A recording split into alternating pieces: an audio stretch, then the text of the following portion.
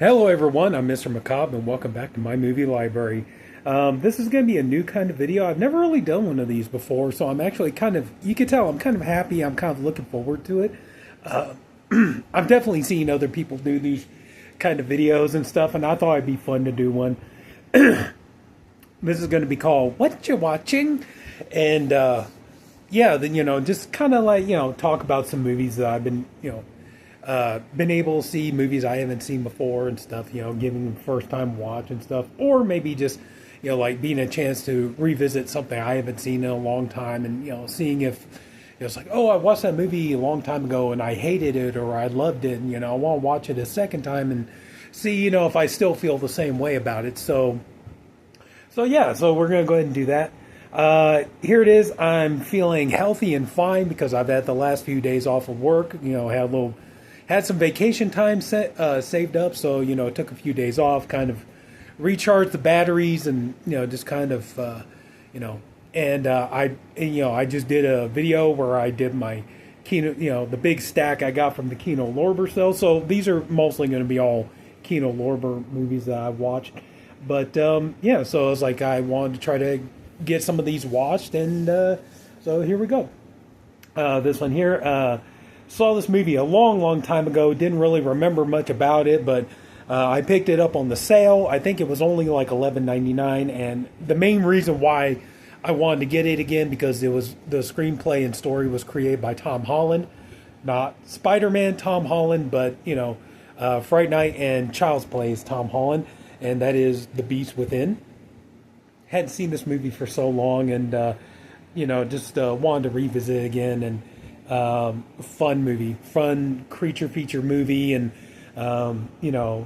yeah, the cicada angle I thought was pretty cool. Kind of the guy's like turning into a cicada and stuff. So, but yeah, really fun creature effects. I mean, I hate to say it, but it's like, yeah, watching it on the nice Blu-ray, and this is a movie probably you would benefit much more if you watch this maybe on like a VHS tape or something like that, because unfortunately, yeah, with the high definition and stuff, you're kind of like, woo, yeah, those effects do look a little bit obvious, but still a fun movie, a fun story, and I just had a lot of fun revisiting this one, and so yeah, this one here, good time. So, Beast Within. This one here, I heard that this movie wasn't really the greatest, and in some ways it was kind of a slog to get through, but I did watch it, and yeah, I gotta be honest, it's not the best. And that is Back from the Dead. I was still curious to check it out, though. Just the storyline sounded interesting to me. The idea of the ghost of, the ghost of a deceased wife possessing the body of the current wife and everything is like, like this guy must have been some kind of super stud or something like that. But yeah, it wasn't really the greatest movie. It's a lot of dialogue driven and stuff like that. I will say, though, honestly, the commentaries by the historians, though, are a lot more interesting, so I would say, if anything else, even if you have this, if you're not a fan of the movie so much itself, before you decide to chuck it, get rid of it or whatever, take a few minutes and listen to the commentaries on there. I think the commentaries are far more interesting, so at least at that. If you don't like the movie, at least you got the commentaries to listen to. So one with Tom Weaver, Gary D. Rhodes and Larry Blaymeyer, and the other one David Delval and Diana M. Sorry, the lighting here is not really the best, but anyway, so yeah, I would just say, if yeah, not a particularly great movie, not something I could see myself rewatching for the movie itself, but I could see myself rewatching it from time to time, just listen to how interesting and insightful the audio commentaries are. So, Back from the Dead. This one here, I know I'm very late to the party on this one, but I was finally able to pick this one up, and I watched it, and Longlegs. Yeah, found this at my local bookstore, and I picked it up. I know I could have gotten it off of Amazon, but truth be told, I'm going to be on, and I know there's like was it like a steel book or a media book or something like that coming out on this, but I'd never seen this movie before, so I just went for the standard edition, and it's like, I know some people, well, you could have just ordered off of Amazon. Truth be told, I don't know if anybody else has had this problem, but I definitely have in the last several months. I've been having some issues, getting stuff in from Amazon. I've had stuff that, says delivered, but it's not delivered. Stuff getting stolen, all this other kind of stuff. So, I'm going to be honest with you. Moving forward, I'm not saying I will never order from Amazon again, but I'm really going to try to limit as much as I can how much I order from Amazon, just because I've just been having a hell of a time with it here in the last several months. And, like I know I could have picked this up from Amazon, but, I saw at the local bookstore, I'd just go ahead and pick this up, and the standard edition would be okay with me.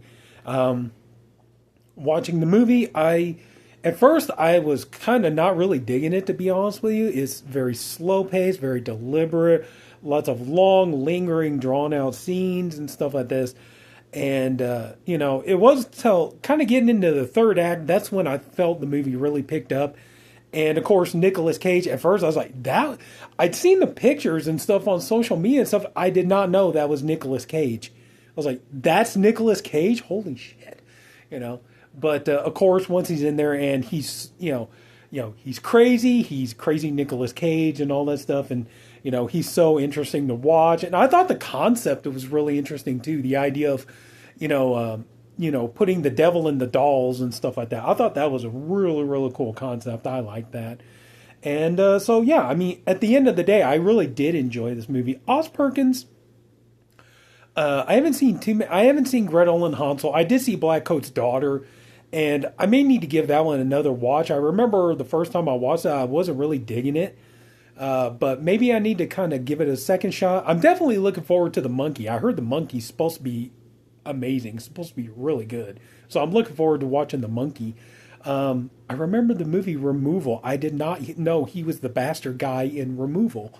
I was like, that blew my mind. But anyway, but Longlegs, like I said, yeah, at first I wasn't really sure about it, but, the third act sold me on it. So, yeah, I could definitely see what some of the hype is all about now. And of course, Nicolas Cage, it's always fun to watch Nicolas Cage. So Longlegs, finally got a chance to check that out. Happy about that. These are two made-for-TV movies, and I wasn't really sure, but as soon as I found out Louis Jourdan was in these movies, that sold me on it. We have Fear No Evil and Ritual of Evil. And these are two made-for-TV movies. Fear No Evil was done in 1969, and Ritual of Evil was done in 1971. And I thought the story was interesting. It almost has something, minus the humor, it has something like a Kolchak the Night Stalker kind of feel about it. You have Louis Jourdan playing Dr. David Sorrell, and he's like a doctor, he's a psychiatrist and stuff like this. But he also has a very strong knowledge of the occult and the supernatural. And he kind of gets, pulled into these cases. And with Fear No Evil, it was about the case of this kind of cursed mirror. And you had Bradford Dillman from, you remember from Piranha and stuff like that. His character dies, and like his character is like, and his ghost is trapped in this mirror. They got Linda Day. This is before she was Linda Day George. And,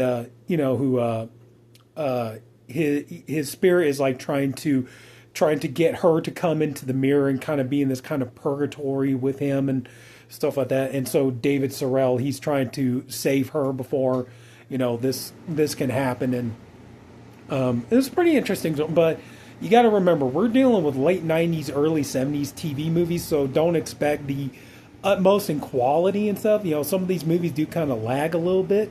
And, there's a lot of dialogue, just a lot of scenes of people talking and stuff like that. But, I thought that overall, it was pretty fun, entertaining movies. The only sad thing is, though, is like on Fear No Evil, we didn't get the great part where Linda Day is like, bastard! Bastard! If you know, you know. But Ritual of Evil, I thought was pretty good. You have this character here who's this, she's this Satan worshipping succubus who's, basically cursing this family and she's seducing David and stuff. So he has to try to, not only fight for this family's lives, but fight for his own and stuff. So, but yeah, good movies. They were pretty good. Enjoyed them. But for what they were. Like I said, could have done with a little bit more action, a little bit more little oomph to get you into it. But other than that, yeah, I didn't mind this. So yeah, so Fear No Evil and Ritual of Evil, I enjoyed them. And like I said, if nothing else, just for Luis Jordan, just to see him in these movies, because I always liked him as that. I thought he was always so cool and suave. And the first movie the first movie I ever saw him in, he played Arcane and Wes Craven's Swamp Thing. And I just thought he was so great as the villain in that movie and stuff. And I just love him. He's so charismatic, and he just has such a presence to him and stuff like that. So I always love to see anything with him in it. So anyway, so yeah, Fear No Evil and Ritual of Evil, enjoyed both of these movies. Sorry, just...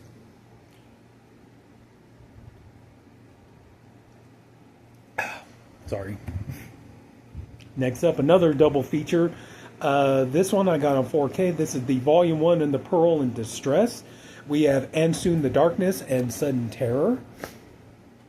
I gotta be honest, I started maybe into 30 minutes of Sudden Terror, and I just couldn't get into it. Just the whole, assassination plot thing just wasn't really pulling me in, I gotta be honest. The main reason I really wanted this, though, was for And Soon the Darkness, and that one has...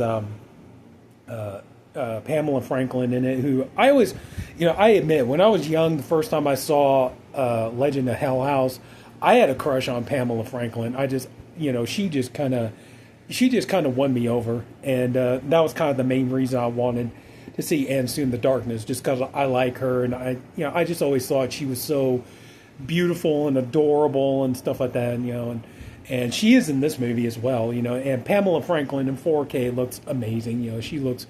she has very much like I'm not joking, like I was watching, it's like she very much has almost like a Drew Barrymore kind of quality about her. And I just thought, but I did act, it's like, did you even pay attention to the story or anything? Yeah, I did. And honestly, I like the story. It's very, very unsettling. The atmosphere is really good. And just the idea that, like the people in this town this small village are so weird, and, her character doesn't know who to trust, and everybody just, and then her friend disappeared, and then, all this talk about another murder that had happened and everything else. I thought this movie was, it didn't end the way I thought it was going to, but, I thought this movie was going for almost kind of like a real, almost Wicker Man kind of vibe. If you know the ending of Wicker Man, you know what I'm talking about, But yeah, And Soon the Darkness, I really did enjoy the movie. It wasn't just for, super cute, adorable Pamela Franklin. It was, for the movie itself. But yeah, I swear to God, I did try to give Sudden Terror a chance, and I just couldn't get into it. So, but anyway, so yeah. This one here, not exactly what I thought it was going to be. Kind of bored with it, to be honest with you. But, I'll probably keep it just because of the bonus features and stuff like that. So, yeah, we have 1,000 convicts and a woman. This is, like, you watch this movie would certainly benefit from a Riff Tracks commentary on it. This movie is completely absurd. This is so, like, the girl in this movie is so damn brainless. It's like, I mean, I get that the idea is, you get that there's really a sense that, like, they were trying to push this kind of, like, female empowerment in this movie, kind of almost a feminist thing in here, where it's like she's not going to listen to her dad. She, damn the patriarchy. She's going to do what she wants, and she's going to go with who she wants and all this other kind of stuff. But you're talking about, it's like, first of all, you're a warden. You got this hot blonde daughter. What the fuck are you thinking, letting this daughter running around your prison with all these male inmates and everything else? Like, why would anybody in their right mind do that? That is the stupidest thing. Like, you have to be the dumbest father alive. It's like, oh, I'm going to take my, my gorgeous, nubile, blonde teenage daughter and let her just run around this prison with all these convicts, stuff like that. And it's like, this movie makes no sense. And it's just, like I said, this movie, I'm mostly just going to keep it for the bonus features. It's not even sleazy enough to be, like Grindhouse worthy or anything like that. It's so dumb. It's just the way the movie is done, and just this girl, like, she's such an idiot, and just the choices she makes, and just, and And just like I said, this movie would, I know, friends of mine would not agree with this, but this movie definitely would benefit from a Riff Tracks commentary. So, I know nobody from Riff Tracks ever watches my videos, but, it's like, if they were, I'd be like, Mike, Kevin, Bill, Bridget, Mary Jo, this one, get on this one. 1,000 Convicts and a Woman. So, oh well. This one here, I did enjoy. I always love a good horror anthology, especially one from back in the day, and that is Dead of Night. One thing that really surprised me was, how watching this movie, I did not know any of the actors' names, but I knew their faces. Like the main character in the movie at the very beginning of the movie. Oh, that's Bob Cratchit from A Christmas Story, the one with Alastair Sim, and so there were some recognizable faces in this movie, just not but not the greatest horror anthology of all time, but I did like some of the stories in there. The one with the dummy was pretty good, yeah, and the one with the mirror, a lot of mirrors in some of these horror movies, right? But the wife, she buys her husband this antique mirror, and he starts looking into it, and he starts becoming possessed by the previous owner of the mirror, who turned out was a very jealous husband who ended up suspecting his wife of having an affair, murdering her. So he's almost kind of like The Shining. He's turning insane and all this kind of stuff. So he's about ready to kill her. And so yeah, some good stories in here. Like I said, this is, when did this come out? This is 1945. So don't expect the most, like hair-raising, super scary horror anthology ever. But, the stories are good. It's definitely entertaining, and it's enough to keep you into it, And they have several directors on this movie. So yeah, this was like VHS, decades before, almost a century before VHS. So yeah, so still, Dead of Night, really enjoyed it. I had a good time with this. Good fun anthology. This movie I particularly enjoyed. This is Peter Cushing in The Flesh and the Fiends. I know you guys are like, wait a minute, that's a blue case. What happened to your black cases? Well, that was part of the problem. It's like I tried, ordering some black cases from Amazon, and that got messed up and everything. So yeah, so I don't know. I may have to just sell for good old blue cases, which, it is what it is, right? So. But anyway, back to this. We have The Flesh and the Fiends. This is basically the Burke and Hare story. Peter Cushing plays Dr. Knox, and you have Donald Pleasance who plays Hare, I think. Let's see.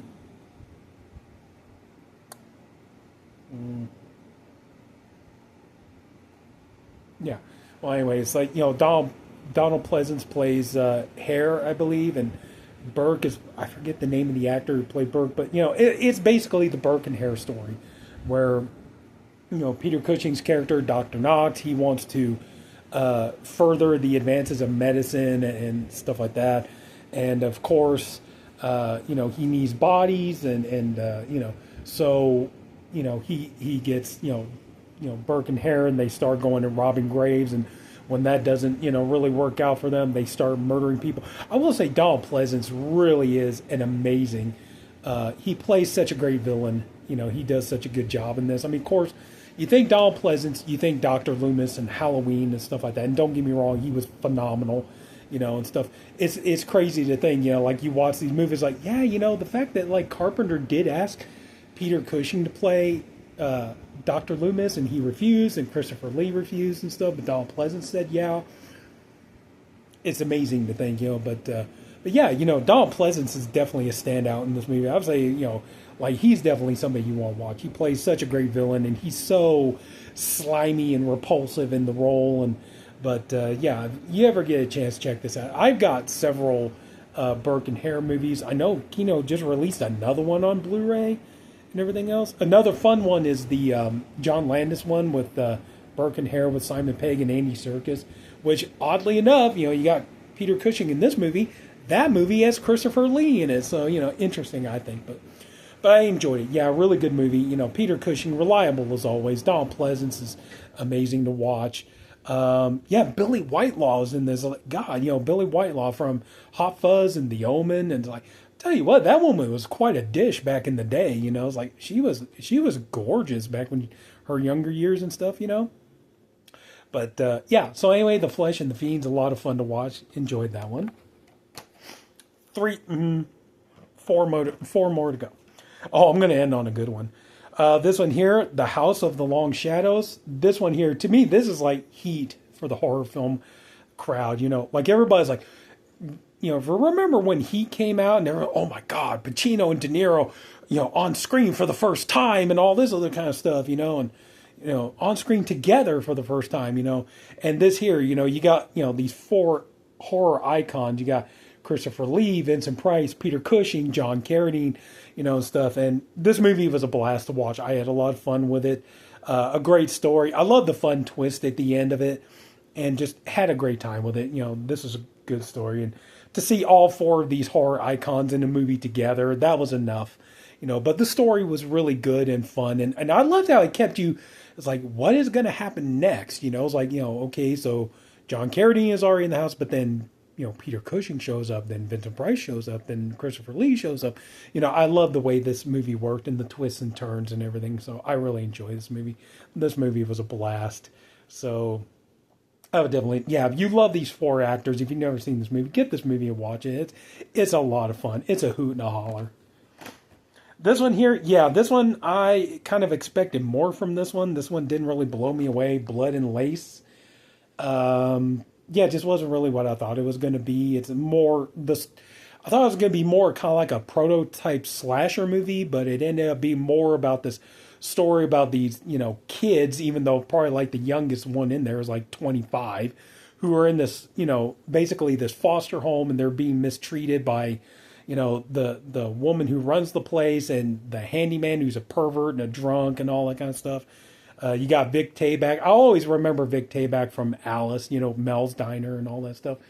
And yeah, this movie goes into some pretty odd places. The ending, I think, is going to make you, it's going to be uncomfortable, but it'll make you laugh in, you know, just kind of an ironic way. But yeah, Blood and Lace, you know, just not, I don't know. Maybe I'll give it a second watch. Maybe it'll grow on me a little bit more, but just not really what I thought it was going to be. So, but yeah, it was entertaining, I guess, but no. Last two, this movie I enjoyed thoroughly. I love a good Agatha Christie movie, and this movie delivered in every sense of the word. That is Witness for the prosecution with Charles Lawton, Tyrone Power, Marlene Dietrich. I think, you know, probably Elsa Lanchester in this movie is probably my standout favorite in this movie. I mean, of course, we all know Elsa Lanchester, the Bride of Frankenstein herself. The back and forth between her and Charles Lawton is phenomenal. These two are so great together. Just for the two of them alone, the banter between the two of them and the way she takes care of him. And at first she's like trying to fight him, but then she ends up becoming his most biggest supporter and stuff like that. This movie is great. Just the storyline is great. It keeps you guessing. You know, like all good Agatha Christie stories do. And just, I had such a blast watching this movie. It was a great time. And, yeah, I know that there's a remake of it with Toby Jones, but still, just, you know, Charles Lawton, he was so much fun to watch in this movie. And just, it was so good. It was so well done, you know. But like I said, I think the biggest standout was probably the back and forth between Elsa Lanchester and Charles Lawton. But, you know, this movie is great. Really enjoyed it, you know. Kind of makes you wonder if, like, Scott Turow ever watched this movie and kind of, that gave him a little bit, maybe a tiny little bit of influence for Presumed Innocent, but I don't know. But all right, last but not least, this movie really shook me for a loop. I heard about it, finally got a chance to watch it. We watched Slaughter Hotel. My God, this movie is so freaking sleazy, man. Oh my gosh, you know, oh man, this movie is so dirty, you know, it's fun. It really is like I don't want to say giallo, maybe hints of giallo, but it's definitely got like a slasher movie vibe.